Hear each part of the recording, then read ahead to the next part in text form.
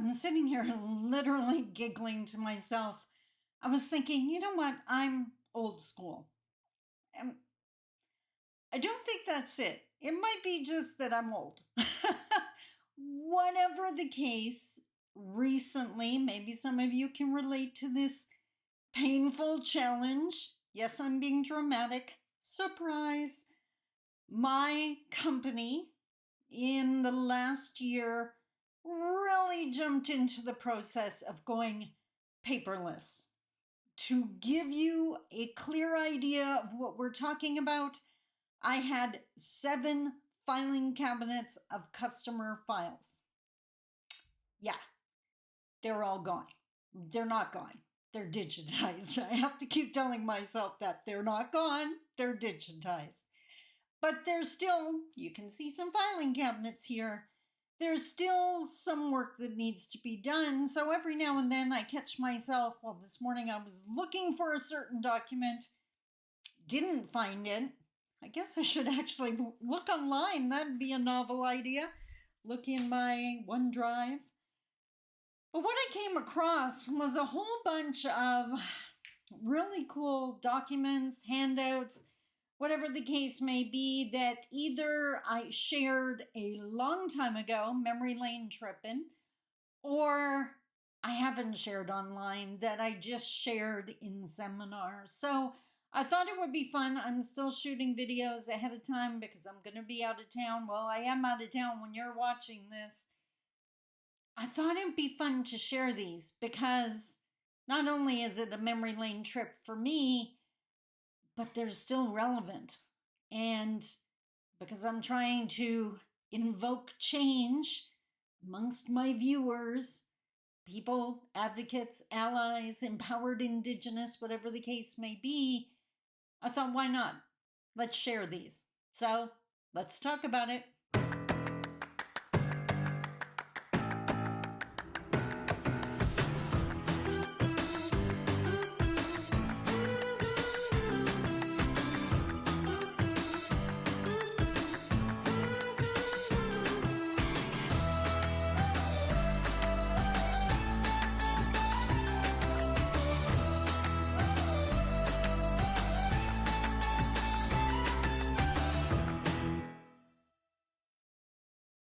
Bonjour, Mishko Paganon Quain Adishnakas Mundo Dam.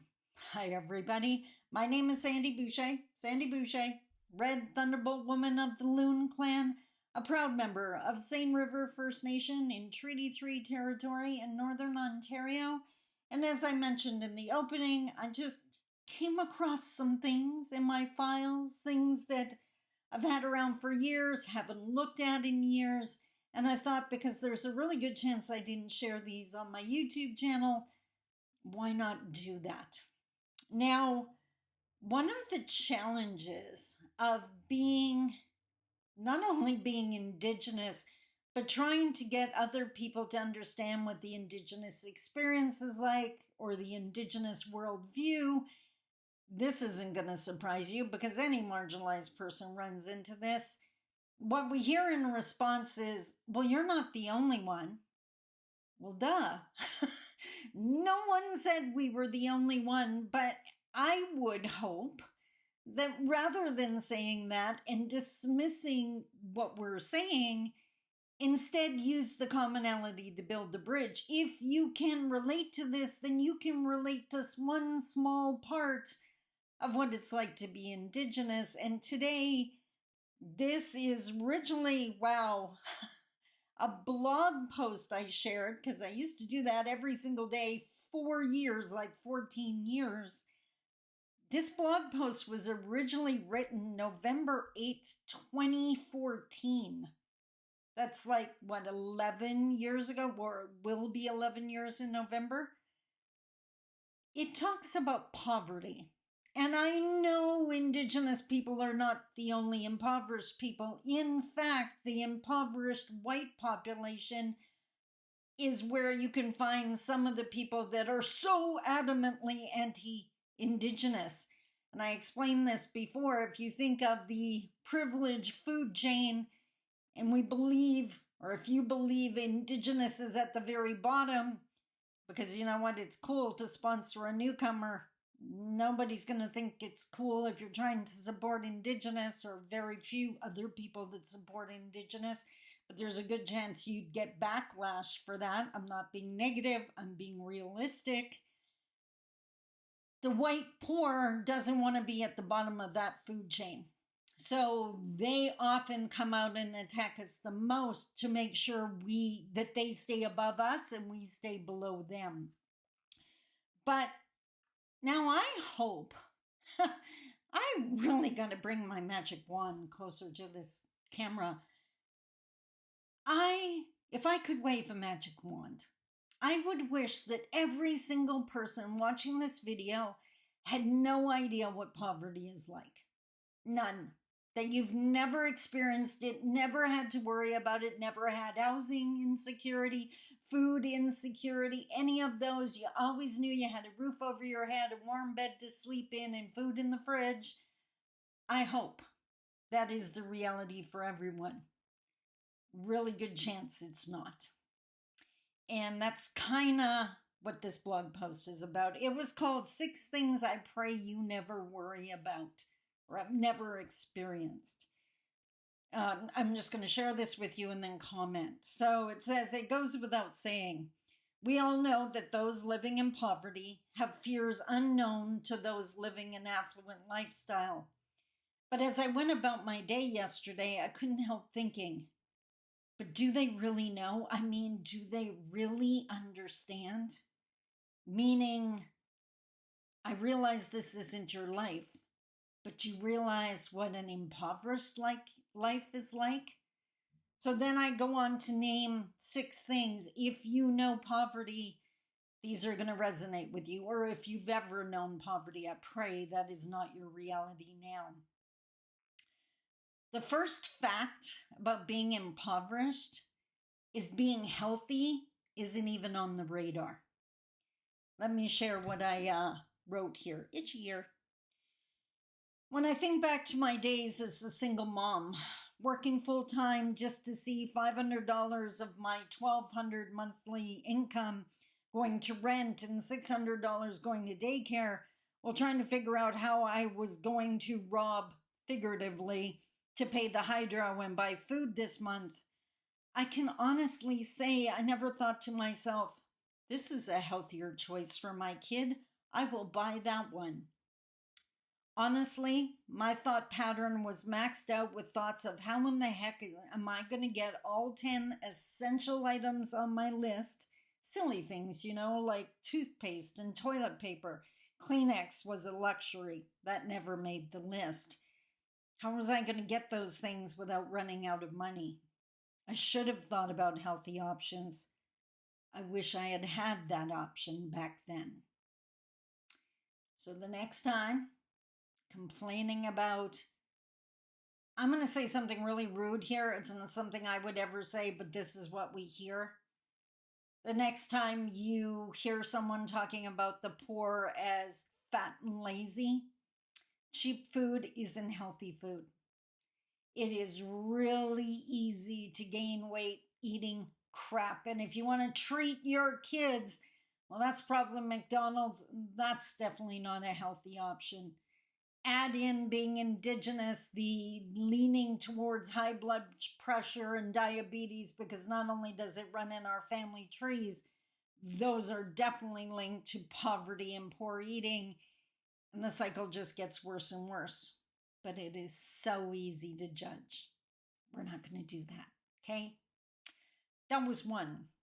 Second one. Again, if you've been there, if you know, you know. Checkout line panic. If you have been below or dancing on the poverty line, you know that grocery shopping, or really any shopping, involves hardcore, never-ending mental math from the second you walk in the door to the second you fork over the cash or sigh because the debit machine just flashed approved. The whole trip is adding up the cereal with the milk, picking the cheapest margarine even though you know it's the grossest, and thanking the powers that be for no-name products. I haven't been in that financial situation in years, but I'll admit that I still have to remind myself that I don't have to add up the products in my cart anymore. Not now, not ever again. But I can feel it right now. That panic, that fear of embarrassment, and being consciously, fundamentally aware of how many people are standing behind you in line that are going to roll their eyes or have some comment if that debit card isn't approved, or if, God forbid, you have to ask to put something back because you just don't have enough cash on you.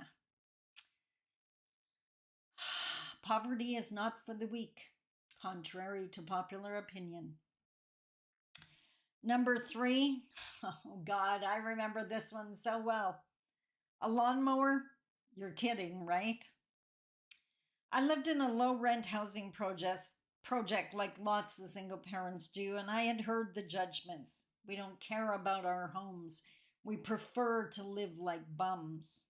Yep, heard it. Shake my head every single time. Let's do the math. Refer back to the last number. It's a constant thing us poor people have to do. Lawnmower was $400 at that time, plus gas or electricity, depending on the type. That wasn't going to fit into the $100 I had left each month, refer to the first point. Meanwhile, the city fines us $85 once or twice per summer season if they have to send their guys out to cut it for us. I think I can swing affording the fine. You think we're not cutting the lawn because we're lazy? Yes. I've touched on politics quite a bit of late, and I've heard people referring to the Green Party every now and then, how much they're in line with the Green Party and wanting to save the environment. Unfortunately, the Green Party, usually the supporters of the Green Party are the affluent white who have some kind of guilt trip or just want to help out the poor people. They're adamant about saving the planet now and look down on the rest of us that don't sign up. Never realizing, like I said in the beginning, that healthy food wasn't an option, while worrying about whether the gas in my car is going to destroy the climate when I have to get to work is a luxury I couldn't afford. So this one is extra clean gas. I wish. Do I wish to hurt Mother Earth? Of course not. Do I realize that burning better gas would make my car run longer than the approximate 3 years the bucket of bolts has left? I do. But again, just doesn't fit in that $100 a month I have left. Come to think of it, for most years, neither did my car. But without a car, I reserved the right to haul my 20 bags of no-name products home in a cab. I just can't physically manage them on the bus. Go ahead and judge me for spending money on a taxi. We live with judgment as often as we have to do the math. It's just part of the poverty game. Number 5, staying home sick. I totally get it. It makes total sense. If I'm sick, I should stay home so that others in the office don't get sick too. But only if I have sick days. Because if I don't have leave, I literally cannot afford to stay home. Although once or twice I have had to miss work because I didn't have change for the coin-operated machines in our laundry room. Don't worry, I saved bus fare so my kids got the higher quality lunch meat that month. And God help me if one of my kids gets sick. I have to stay home then. Did you know what a sitter costs, even for just one day? Health and maintaining your health, a luxury we just can't seem to afford. Last but not least, air conditioning. I wish I agree. That tinfoil in my windows looks horrific. I wish I didn't have to do it, but the sun comes streaming in that window past my cheap drapes I've handmade out of secondhand sheets from the Sally Ann. If I don't use tinfoil, it gets way too hot in here and my kids can't sleep and I can't sleep, and we need sleep. They need to be able to learn. I need to be able to earn. So please forgive me. The blog post ends with, do you get it now? Do you? I hope so, because poverty is exhausting enough. Adding the burden of guilt thanks to your lack of understanding is just too much to carry on top of everything else. So please, at least try to understand. Please. Now I want you to sit back and think of your community, the town or municipality or reserve where you live. Think of how many people maybe you have heard being judged, or maybe you've judged. How many of them are playing the poverty game, not by choice, but because they're trapped there until they finally figure out a way to get out. I hope that helped build that bridge. And no, Indigenous are not the only ones. We all need to get out of the poverty game. Until tomorrow, I love you. Take care. Bye-bye.